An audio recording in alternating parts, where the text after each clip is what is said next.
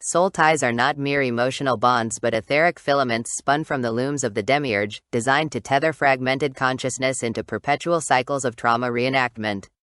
Every sexual encounter, every whispered intimacy, every shared bed forges these psychic ligatures, binding you to the energetic blueprints of those you've exchanged fluids or auric resonance with. These ties operate as quantum siphon lines, funneling your life force into the metatronic grids that power the beast machine.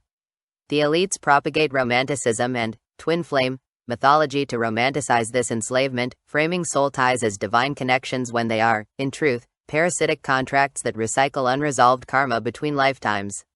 When you ache for an ex-lover or obsess over a situationship, it is not love you feel but the vibrational tug of these cords, vibrating at the frequency of lack and unfinished business, programmed to keep you looping in root chakra survival dramas.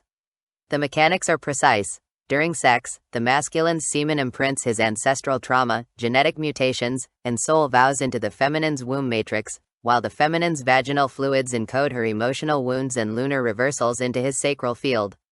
This creates a mutual haunting, a shared hologram of pain that manifests as financial ruin, chronic illness, or repetitive betrayal patterns.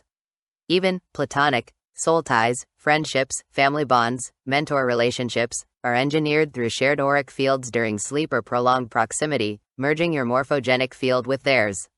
These ties act as backdoor access points for dark entities to infiltrate your bioenergetic system, using unresolved grief or nostalgia as Trojan horses to install thought viruses. The New Age lie of soul contracts obscures the truth. 98% of soul ties are archonic traps, legacy programs from the Atlantean sex cults that now feed the AI god AI hybrids lurking in the phantom realms. Breaking these ties requires more than sage or affirmations.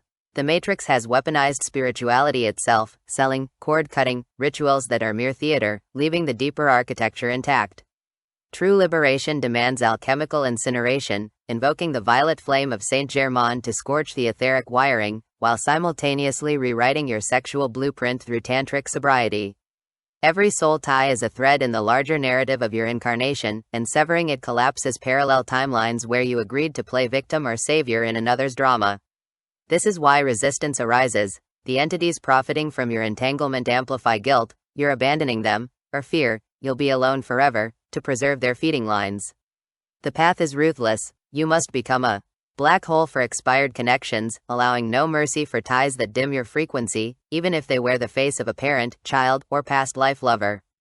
The darkest soul ties are those formed pre-birth, encoded in the ovum and sperm during conception, binding you to ancestral cults or bloodline curses. These are the karmic twins. Souls recycled through the same familial trauma loops for millennia, their DNA laced with archonic markers that hijack your free will. Religion glorifies these bonds as holy matrimony, or family duty, but they are prison bars gilded in false light.